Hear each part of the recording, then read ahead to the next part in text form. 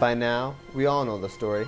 On August 29, 2005, Hurricane Katrina first makes landfall by New Orleans and then makes a second landfall along the Mississippi coast. The damage was catastrophic.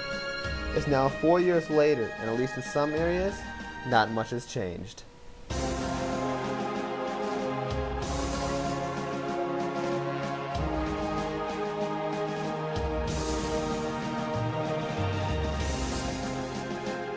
I was here 3 years ago when the Diocese of Michigan came down, and coming back I wasn't quite sure what I was going to expect. I knew that when I got down here that things were going to be different, and that's for the better. And I had hoped, but I still knew that coming down here there was still work that needed to be done.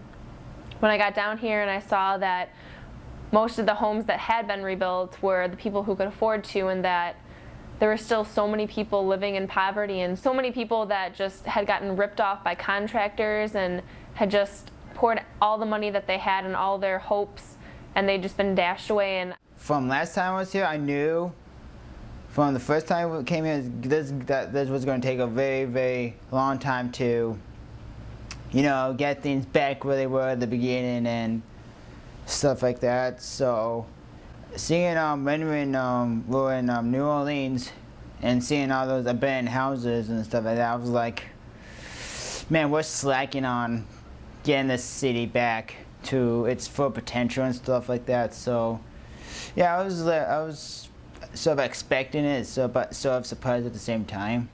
It was surprising. I expected a lot more to be done, but there was a lot that was done, and it wasn't exactly necessary.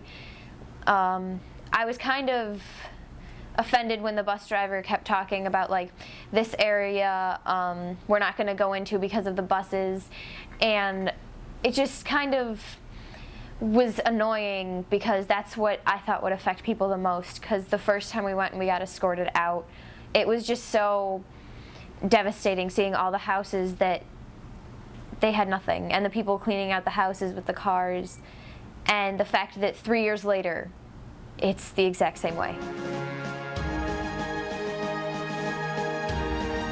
Well, I work in the cemetery, so I have to say my favorite part was the mowing, especially with working my shirt off, getting a nice good tan.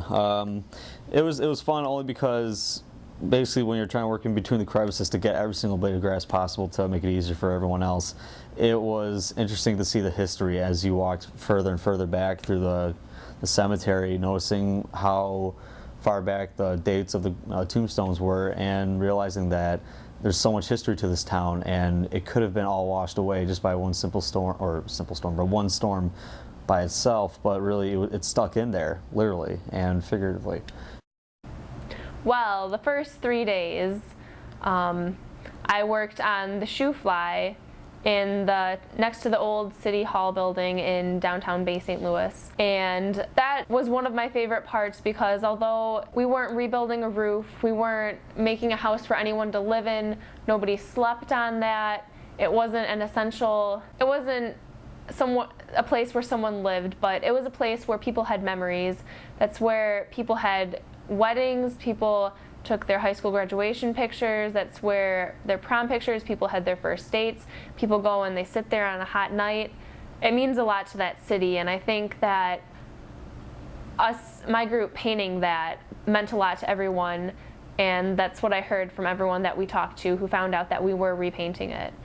I also really liked painting the pharmacy over at the old Walgreens.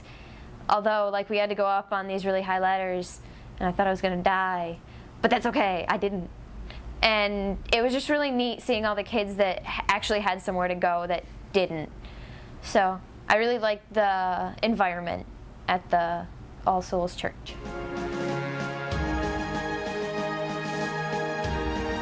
Well, one of my favorite people that got to meet down there was Peter, one of our group leaders. He was a really cool guy. Got to tell us all about his past, his family.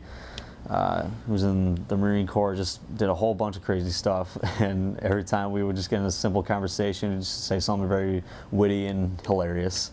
And a whole bunch of other people, Matt and Alex, who are head of the Mission on the Bay.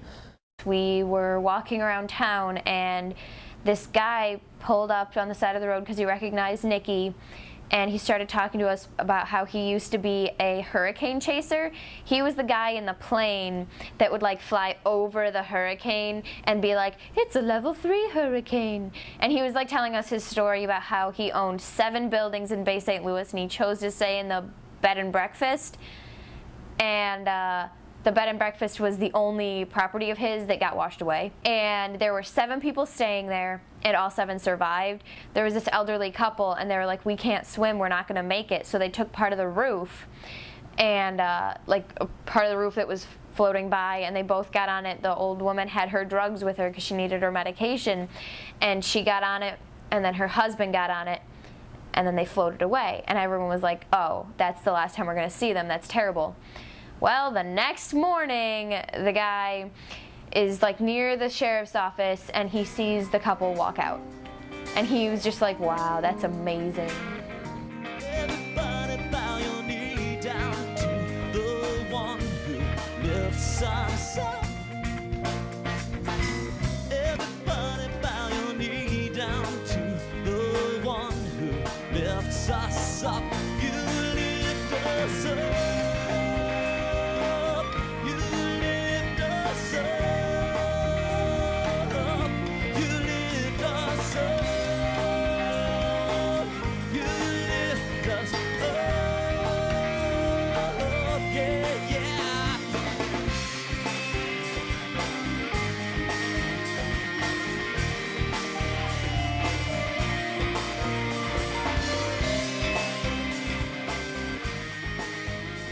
I just was touched by everybody down here, as I was 3 years ago when I was down here, by the strength and the courage and the hope that these people have. I think we all could learn something from them.